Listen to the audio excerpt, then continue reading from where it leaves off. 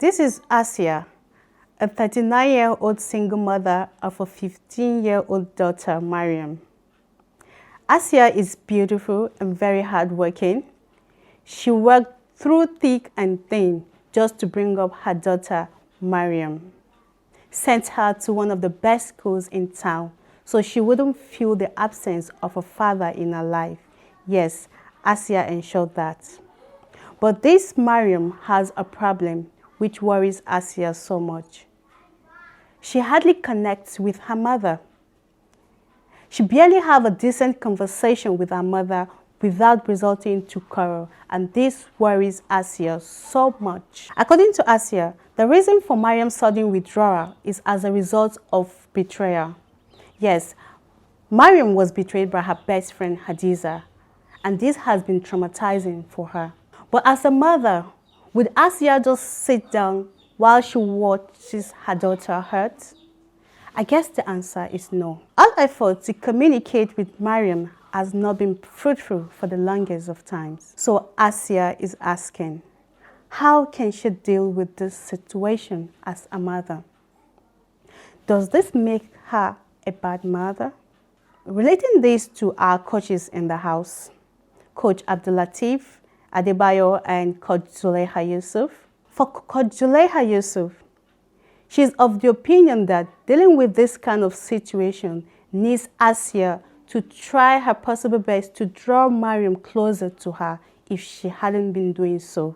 She should not try to force her to talk, just like a typical African mother would, as this will not yield any good result. Being African mothers, there's a tendency to want to be harsh. I'm your mother. I command you to tell me what is wrong, or you better do this and do that, or is your life that you are joking with. That's your business. If you like, don't talk. Those kind of harshness will not help, especially in this generation that we live in today.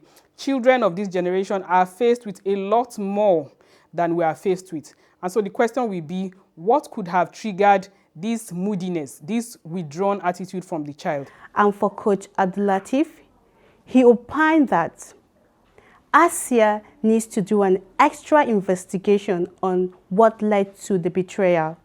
That way, she will be able to find the proper solution to this problem in a very calm and calculated way.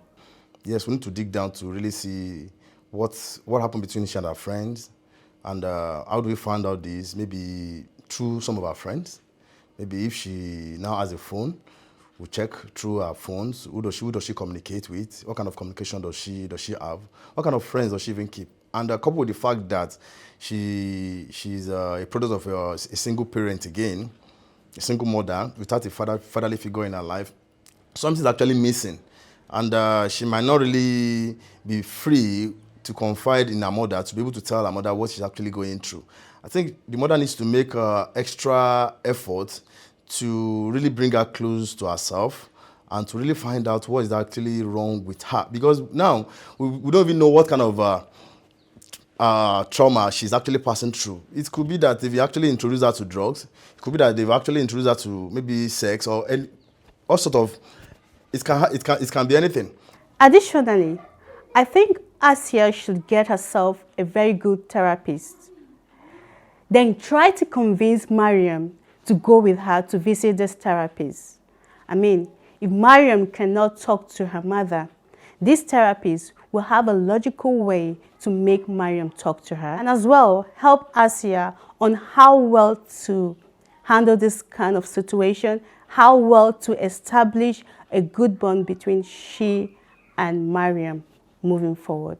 So I hope this story sends a message to someone out there who finds herself in this kind of situation. Please, as you watch this video, ensure to hit the like button and then drop a comment at the comment section. What do you think about this situation if you're in Asiya's shoes?